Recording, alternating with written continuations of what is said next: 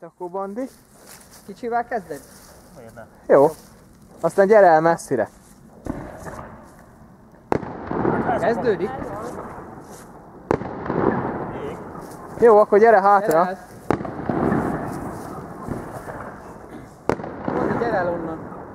Miért? Hát messze vagyok. 10 métert írt.